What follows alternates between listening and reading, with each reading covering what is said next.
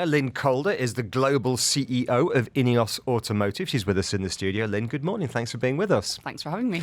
Right, if you're driving to work today and thinking, what is INEOS Automotive? They make one car at the moment, the INEOS Grenadier, which is a big, bulky SUV, proper off-roader. They sell for about 300,000 dirhams or so. So that's the car we're talking about. Lynn, new car brand, launched here a couple of years ago. Earlier this year, though, you had to shut down your factory in France because you were struggling to get parts. You're going to reopen in January, but that must have been tough.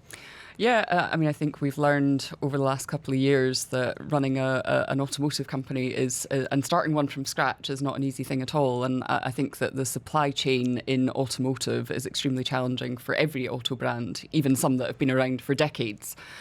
But it just takes one part, as we learned. And this was an insolvency of a tier one supplier. So it just takes one part and you can't build cars. So we're very excited that we've got a solution now. And yeah, we'll be back up and running in January. It's not for you to mention who the supplier is, but everyone's saying it's Recaro, the German seat manufacturer. But back open in January. So that's the Grenadier. And then you see them driving around the roads of Dubai at the moment. The second car that you launched was a slightly smaller car with a large EV component called the Fuselier. They've all got these military names. You announced it earlier on this year, and then a few months later decided to put the project on hold. There's a story behind that. Tell us more. So we're still extremely excited about the Fuselier, and we can't wait to bring it to market because we love how it looks, both exterior and interior. We spent a lot of time designing it. We spent a lot of money engineering it, so it's quite well advanced in its engineering.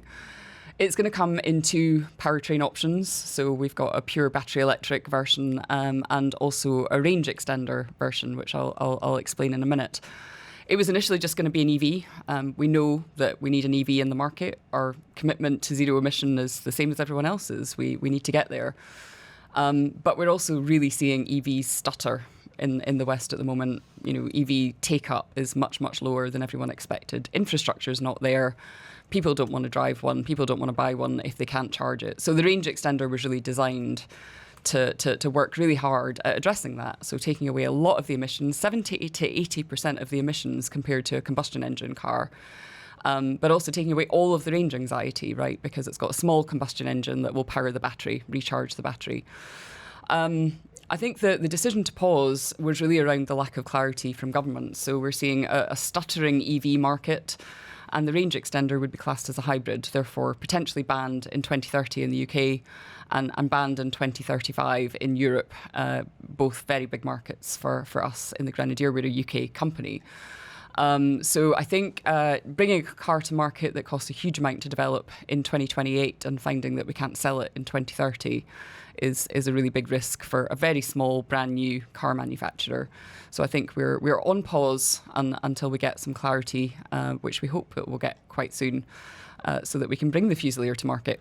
But this speaks to a wider issue within particularly European car legislation, but globally, the transition to electric vehicles or not. I mean, one of our top stories this morning, you maybe heard us talk about it, triple whammy yesterday for European EVs. You had, just pulling up the story now, Stellantis saying it's going to shut a factory in the UK because of uncertainty over EVs. Porsche saying it's going to stick with combustion engines for much longer than it expected because of uncertainty over EVs. And the UK government overnight saying, acknowledging that its EV targets are not working and it's reviewing them.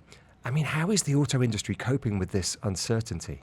Not well at all. I think as evidenced by closures. You know, I think this has to be a watershed moment for regulators who have been trying to get drivers to buy into one solution. You know, we can't drive combustion engine cars forever, but there is not one solution to that. And it's not solely EV. It doesn't work for everyone. It doesn't work for every use case.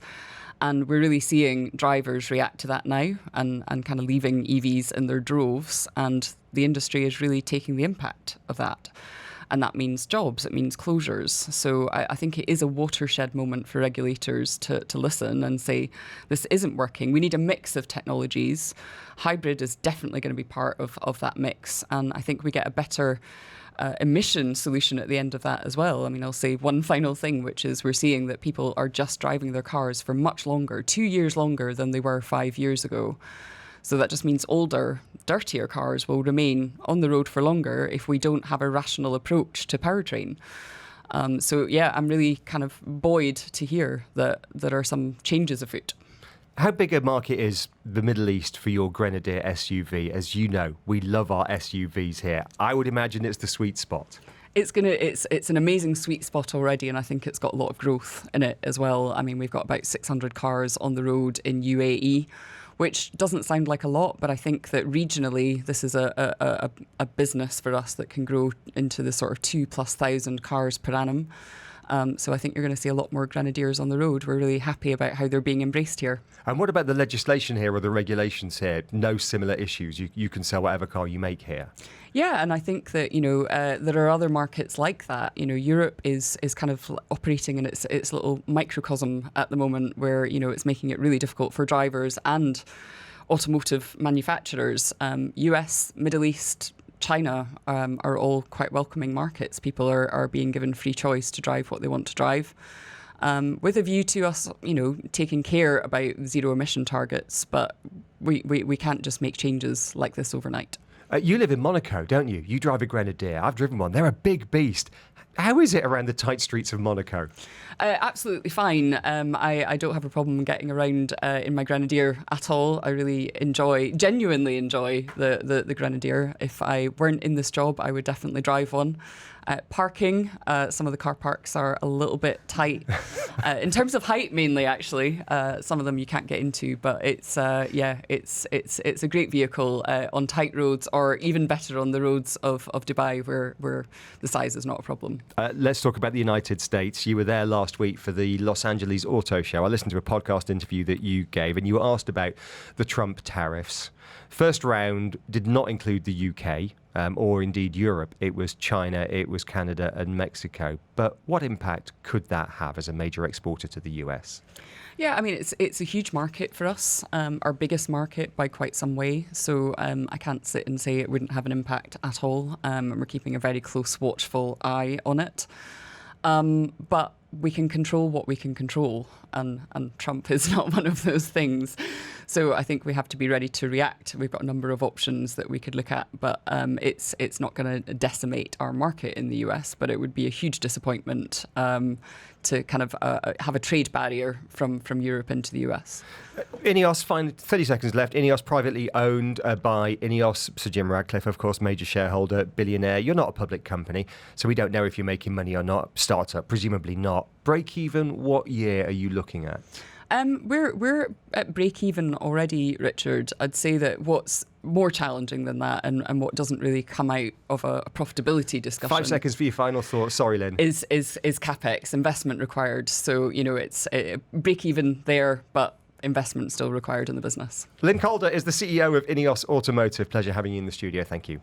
Dubai Eye 103.8. Join the conversation.